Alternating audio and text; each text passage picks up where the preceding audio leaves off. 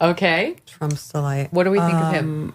Well, people have been screaming at me for days now because they're like, why are you so negatively obsessed with this guy? Is someone paying you to insult him? And I'm like, I live in New York. I have a kid. He's running for mayor. Yeah. He probably won't win. I'll insult him for free. But come on. And that clip, Dasha shared it on Twitter a couple of days ago when we were coming home from some event. And it really put me in a bad mood. That kind of like media trained decision to turn to the camera and brag about being a progressive Muslim immigrant in that voice that's like a mixture of vindictive righteousness and nervousness. It really got me going. Mining for like a little moment, a little viral moment. And I'm so insulted really by his policies that they're really like, they're so flagrantly empty rhetoric, like lip service to progressivism. Yeah, they're like low-hanging fruit for the dumbest voters.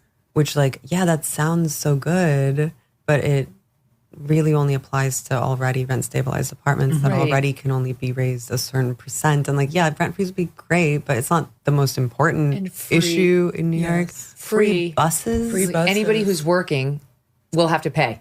Yeah, I mean, I can sound off on the free buses because this is a boutique issue that's like very low on the political wish list of most people in New York City.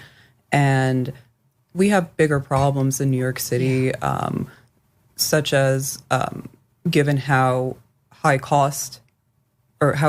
cost of living is in New York City, we have a real rampant vagrancy problem. There are like homeless people being menacing, threatening on every block. Not to mention relieving themselves in all ways in the middle of the sidewalk. Yeah, I live downtown. The playground next door to me is completely taken over by homeless crackheads. And, I said this on Twitter, but this is like a homelessness incubator to promote a policy of free buses.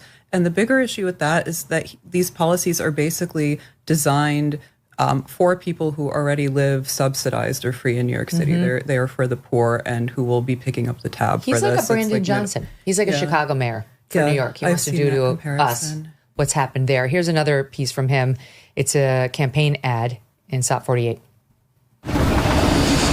I'm Assemblyman Zohran, and I'm running for mayor to freeze the rent for every rent-stabilized tenant.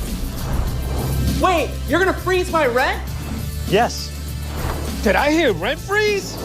Yes! This guy's gonna freeze the rent. No hike? None. This guy's gonna freeze the rent. It's true. As your next mayor, I will freeze your rent. Paid for by Zohran for NYC. I mean, I never thought I'd say this, but I'll take Andrew Cuomo. Yeah, or Eric Adams. I'll take anybody over Eric this Adams, guy. Yes, Eric Adams. I'm only joking, by the way. Don't vote for Andrew Cuomo. Vote for Eric Adams. He's the best option there is. Well, he's running as an independent. I don't even care if he's a graphic criminal. I don't either. I don't this care. Guy's I'm so shocked. Cuomo's a criminal, and I mean, I believe because of what he did to the nursing homes, and you've got Eric Adams, who at least is starting to see the light and has at least a background as a cop. And then you've got this lunatic. Like this guy, freeze the rent. Like you say, like what portion of New Yorkers have rent subsidization? Like most people are paying through the nose. I do. You do? I do. And so why don't you like him? Rent stabilization is a lot of New Yorkers actually have. Yeah. My God, I never had that even in my lowest earning days. And you might have not known your rights. Technically, if you live in a building that's more than 6 units that was built before 1970 or something, they can't raise your rent more than 2% on a year lease, 5% on a 2-year lease. I did not have that. When I first moved to New York, I moved downtown. This is 1997. Okay, I was a very young lawyer, and I moved to New York. And this is, I used to go hang out in the World Trade Center and get my coffee and read the paper over there. That's how long ago this was. And I was right next to Trinity Church, which is where Alexander Hamilton is buried. And it was down in the financial district, which now has had some more development, but at the time was absolutely barren, just complete concrete jungle. I'll never forget moving in there because it was so stark and not warm, just cold, white concrete everywhere. And I was 26, and I had one of those moments that you have in life where my phone wasn't on, my electricity wasn't on, you know, nothing worked yet. Like everybody had been supposed to, they were supposed to have arrived that day to turn it all on and they didn't. So it was dark. I had my boxes and I had concrete jungle around me. And I walked to a hotel, the Millennium Hotel down there. I'm trying to remember now. And I called my mom on a payphone, okay? Like cell phones just started like around 95. Yeah. And I called my mom crying. Like I felt so scared and alone and like, what have I done? I don't know if this is a good idea.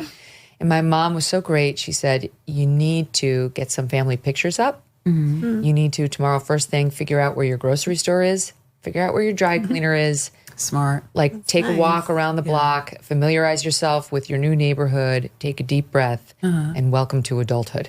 Yeah. It was great. You know, it was like, so anyway, I don't know why I'm telling you this story, but that was my life in downtown New York, and it definitely was not rent subsidized. And sadly, after the World Trade Center went down on 9/11, one of the plane's engines was found on top of my old building. That's how close it was.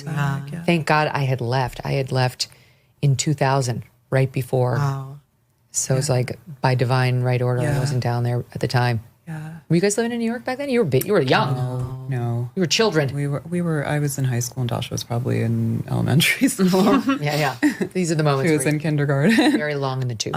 No, but that, like the 9/11 thing too, it's just crazy that, you know, New York City experienced 9/11 and now we have this DSA candidate who's like panning to the camera and saying, I'm a progressive Muslim immigrant. His whole provenance is very sketchy. He's launched this like ostensibly grassroots campaign with his funding that he gets as a secret intelligence asset, I'm sure.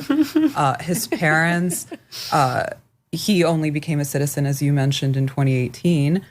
Didn't seem to care much about citizenship up until then. His parents are like these kind of global citizen types. His mother is it's a female filmmaker, Friday. She's a famous filmmaker.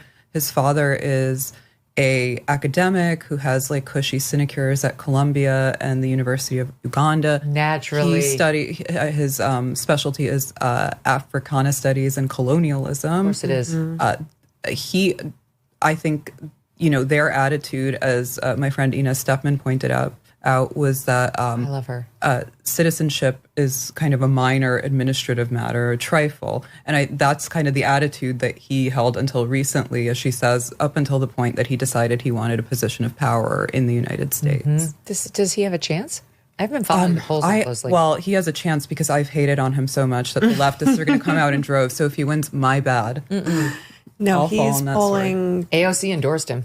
Yes. That's scary. It's reason enough to vote against him. Well, he's like AOC deja vu. I mean, it takes me back to 2018 when we got in trouble because we were critical of the AOC like campaign ad where she's switching from sneakers to heels on the subway and bragging about being like a barista or a bartender or whatever. And you could tell that it's like totally fake, astroturfed.